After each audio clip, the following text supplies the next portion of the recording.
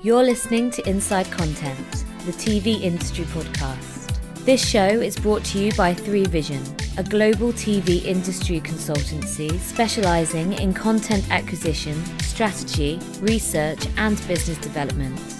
Each episode, we give you VIP access to the views and experiences of senior TV executives and discuss the latest TV industry trends and insights.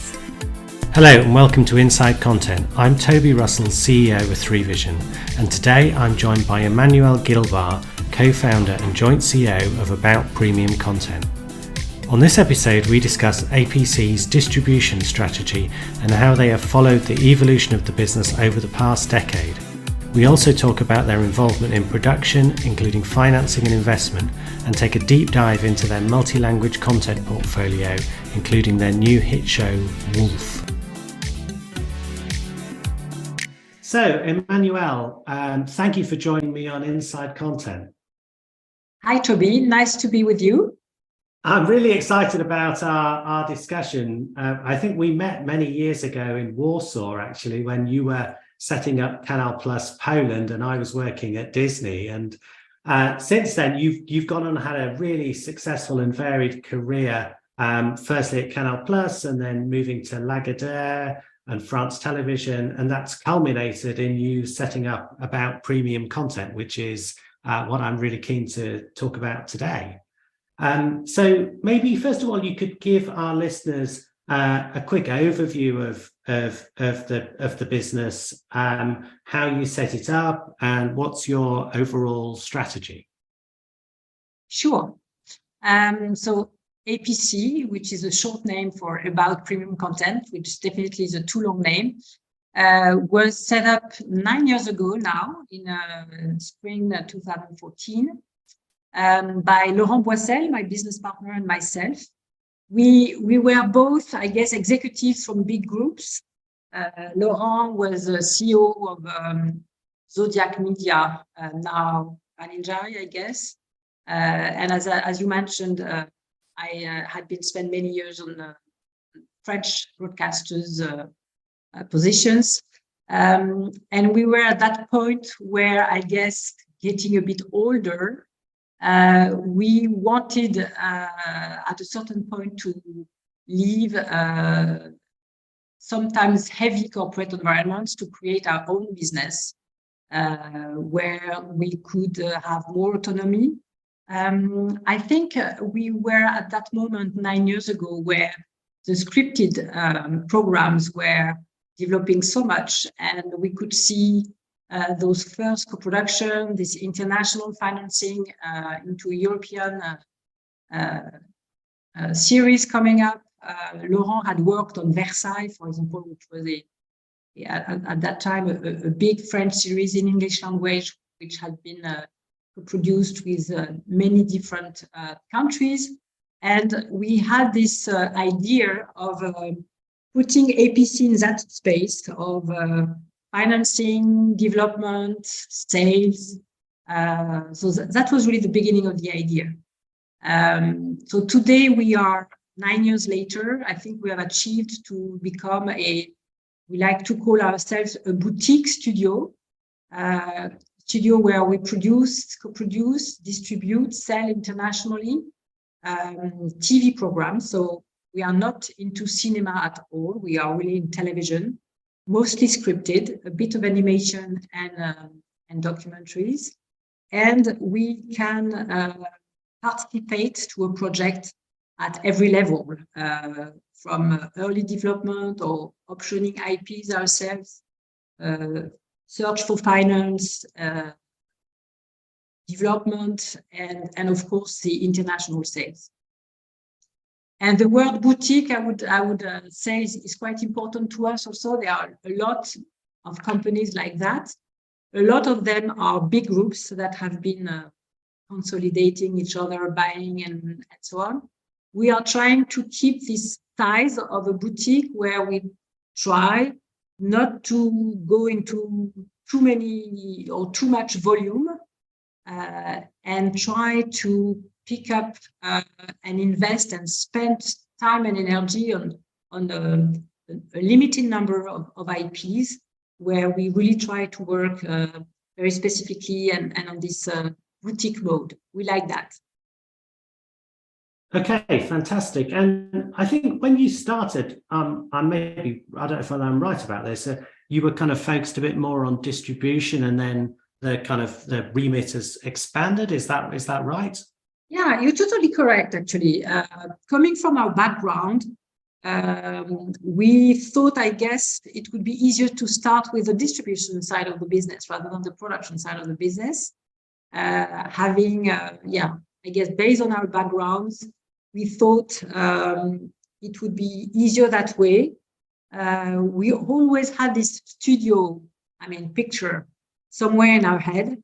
But it's true that the first 5 or 6 years of APC, we were basically distributors. So trying to scout good projects from around the world, invest in them, and then hopefully sell them, recoup our investments, and bring revenues to our partners, producers. So that was basically what we were doing. I think the business of distribution has evolved those last 10 years, and I think we have kind of followed also this evolution of the distribution business, where to be able to access to good projects, finally, you have to come early, at a very early stage.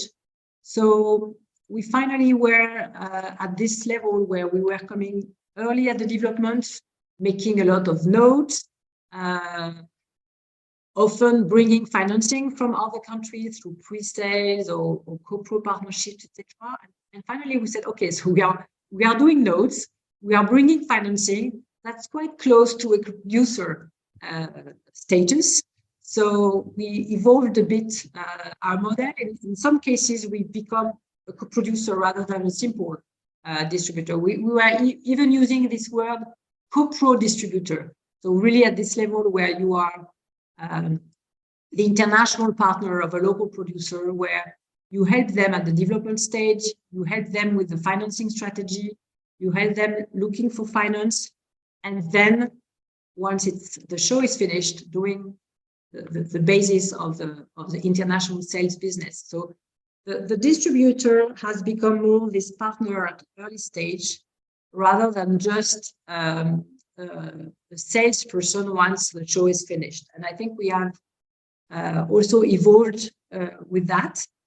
And I guess also the more we were doing that, we were quite happy to see that our notes, our feedbacks were very well received by our partners.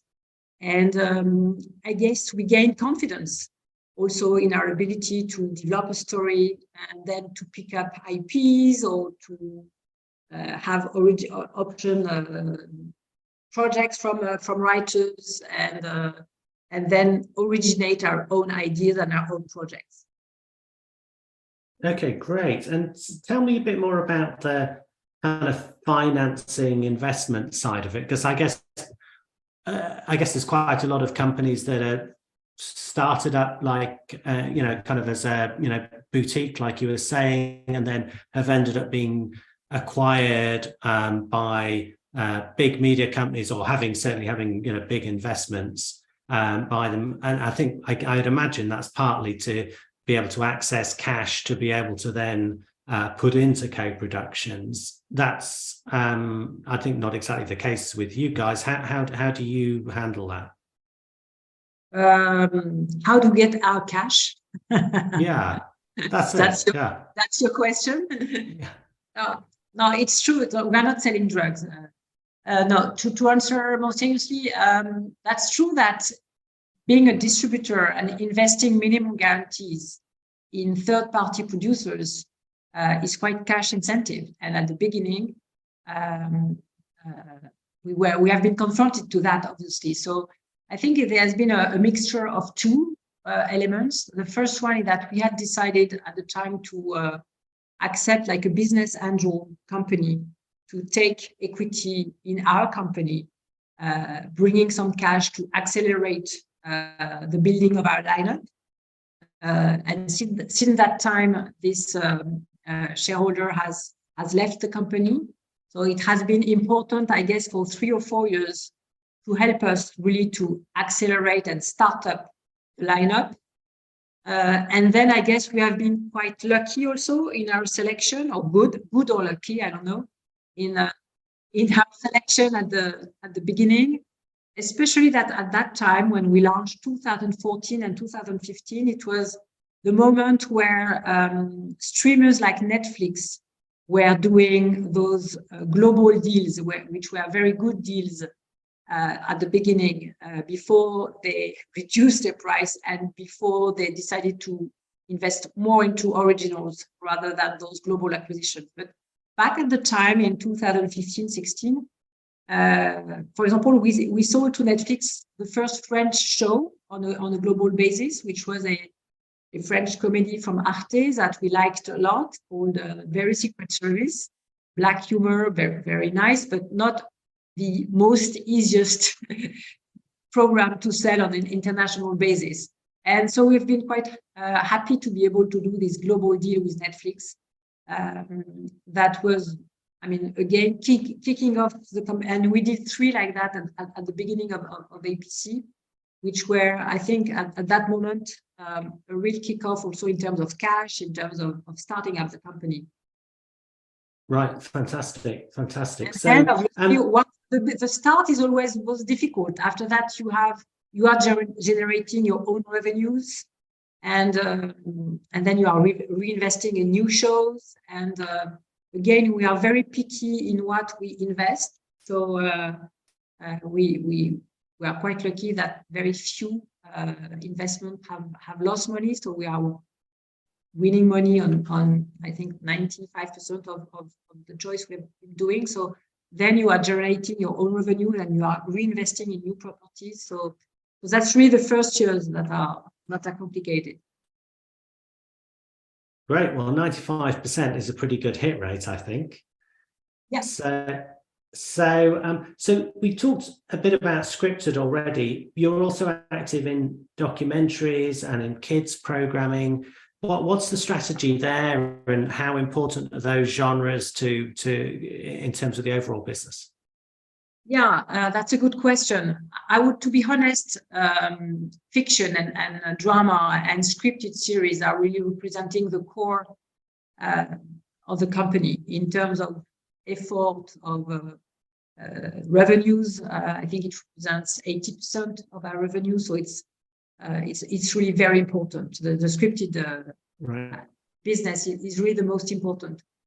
Now animation, we have created with Lionel Marty, who is a very seasoned executive in the kids area in France.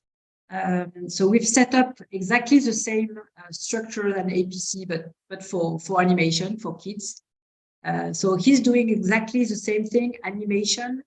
And since the last 3-4 years, we have recruited a producer also to join us in order to, again, develop, co-produce, and then produce our own productions.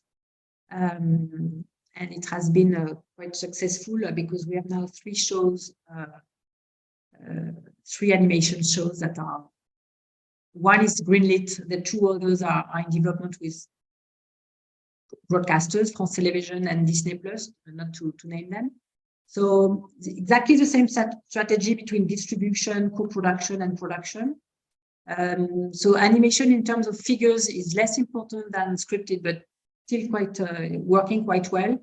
And then on the documentary and unscripted part, to be very honest, we have been more opportunist than anything else. So when we see a producer with a nice project, something we like, we go for it, but we are not in the same industrial networking as the 2 other genres. So a bit more opportunistic on the documentary.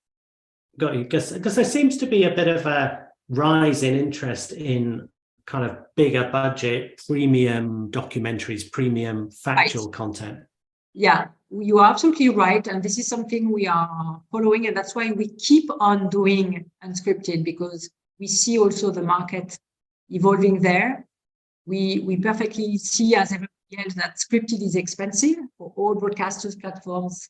They are expensive bets, and that the new unscripted shows that are written in a scripted way, the same episodic way, is using the same tricks and is much cheaper to produce. So I'm sure there is definitely a potential there. And that's why we are also this year launching more series in documentary, where we used to do more one-offs. We're investing in series, in true crime stories also that are episodic on 4, 5, 6 episodes to follow this trend, definitely. Okay, super. Well, let's talk a little bit about specific shows.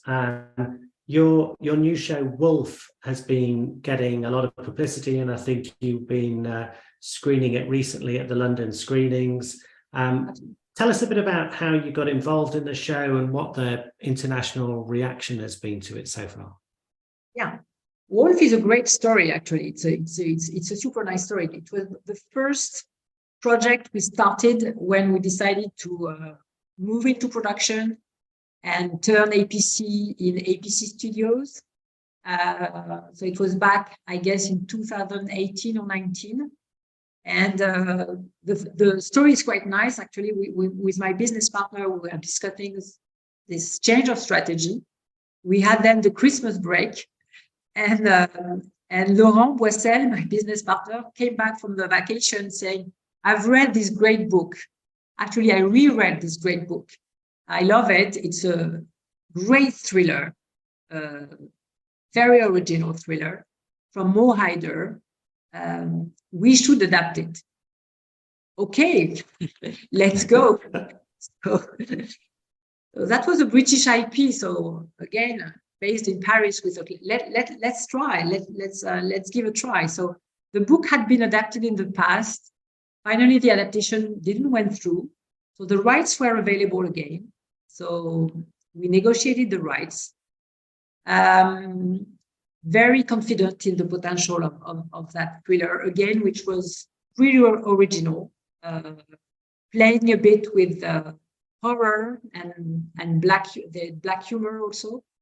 Then the chance of the beginners, as we say it, we went to an agent, say we have seen this writer, she looks very nice. We'd like to meet her. She's living in Oslo. We took a plane to Oslo, met this writer. She had read the book. She loved it. She was even more enthusiastic than us on the book. We decided to start a development with her. And after a few weeks, months, it was really definitely a British story taking place in UK. It was a British production. So we thought to sell it, we need to find a partner. So we have contacted 3 independent producers based in the UK.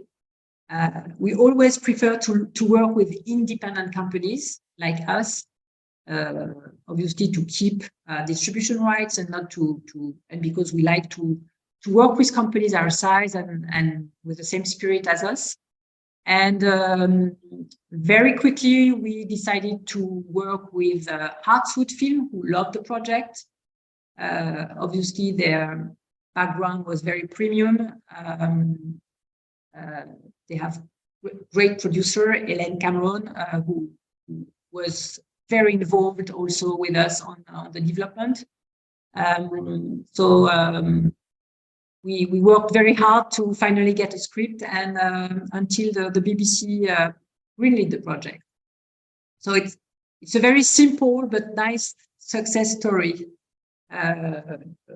where we just took a book, optioned it, and managed to get the commission with the best home, I guess, for the story and for the IP. Fantastic. The good thing is also that obviously the potential we were seeing in that show is that not only it's a new take on the crime show, as BBC puts it, but also in case it works, and we all think and believe it will work, you have 7 books in total with the same detective Jack Caffery franchise, which offers some potential for future seasons. Well, that's fantastic. And have you had much reaction yet from international buyers? It's very recent, as you were saying. The premiere was happening last week in London on Wednesday. So we were happy to have our first international screeners. And yeah, it went really well. People were quite impressed. I think the quality of production is great. And it's a very original show. It's not the usual crime show, definitely not. And I think the word thriller is exactly the good one because it's very thrilling, very, very thrilling. We have already 2 international buyers who came on board on script that are HBO Europe for some territories where HBO is already set up, as well as SBS in Australia. So, Emmanuelle, you distribute shows in many different languages, and I think some people seem to feel that Netflix has been kind of instrumental in making non-English language shows more mainstream. Do you think that's right? And what are the challenges about distributing shows that are not in English? Because I think English shows obviously are the ones that kind of typically do travel more easily, especially American ones.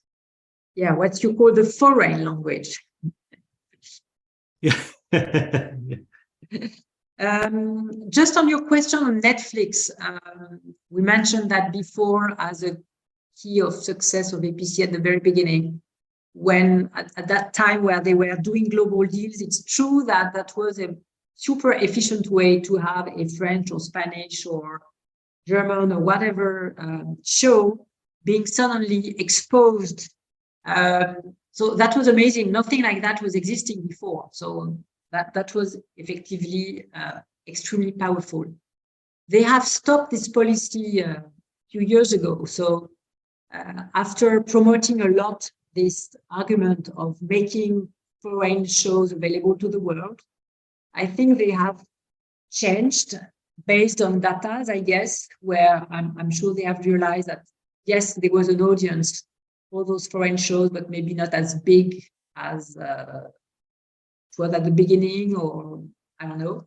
So they have really refocused their acquisition policy to local shows for each local market.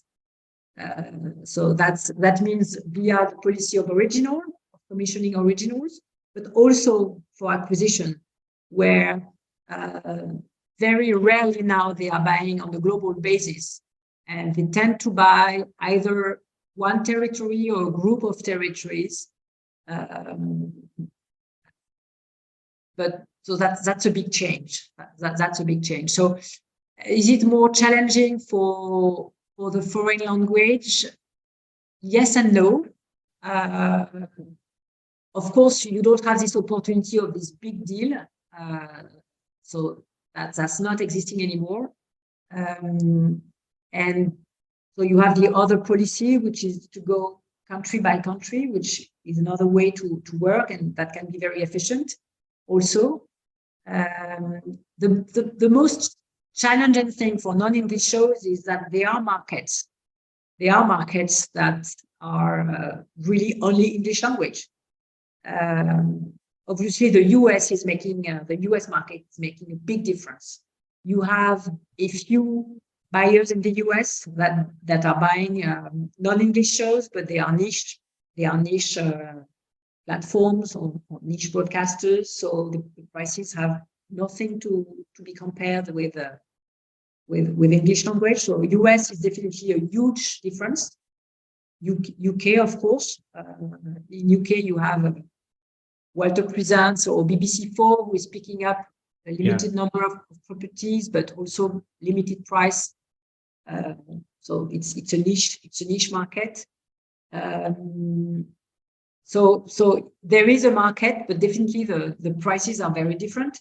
I would mention also the Nordic regions, for example, who have been used to watch with subtitles, and they definitely favor a lot an English language show, even if it's not the native language. Portugal, for example, also is favoring a lot English language. So you have a number of territories like that where English is really what they're looking for in priority. And if it's not English, then you come in a second or third range of selection. So yeah, the market is smaller, the prices are less high. It doesn't mean that there is no business, but you don't just have to invest the proper level of advance and minimum guarantee, knowing this market, obviously, that are not the same than for English language. So it's a different market. It's a really different market. And you're right. It's interesting that you raised the question, because at that time, when Netflix was having all those foreign shows, everybody was saying the frontier is getting blurred and everything is going to be the same in the future. I have to say that 9 years later, our perspective and our experience is that it remains two very different markets with different potentials. Right, got you. Okay, so let's talk a little bit about the future in terms of APC and what shows you have in your pipeline that you're going to be talking to the market about soon. What are you most excited about? Wolf, definitely, which is brand new, is our current excitement. So we are going to spend a lot of time to find the right home in every territory for this show, which again is very premium, very original. So you really have it's a real question of finding the best home for it in each market. So that's very exciting. And I guess that's potentially pretty exciting for the buyers as well, in that, you know, it sounds like a great show, but if it's got the potential to then run for multiple seasons, because you have all those lovely books available, then, you know, that's what a lot of buyers like. Absolutely. So it will also be a question of selling that first season and preparing a potential second season. So that's exciting. Then on the foreign language, I can give you 3 examples of shows that we are going to release soon. First one is a Nordic show called A Good Family. We always have liked Nordic shows. We usually launch one every year. And this one is a bit like Your Honor, I guess. It's a crime thriller, but very much mixed with a family tragedy and what you can do to protect your family. So it's very well done. It was a commission for Seymour. It did great ratings just before Christmas in their country of origin. So that's a nice one we are launching. We have very different style, an Israeli show that had been picked up at Series Mania last year. So it's called Broken Ties. The original title was it was another title. Sorry, I can't remember. And anyway, it's a more a niche program, but we liked it a lot because it was so original. It's investigators trying to track down some people trafficking children, and they are going to hire a homeless pregnant woman undercover to infiltrate the bad guys. So it's very original, quite well done. We liked it a lot, actually. It was more like a crush on our side. It's more a niche show, but it was a crush for the team. And the third foreign show I can give you as an example is Pandora, which is a Belgium show.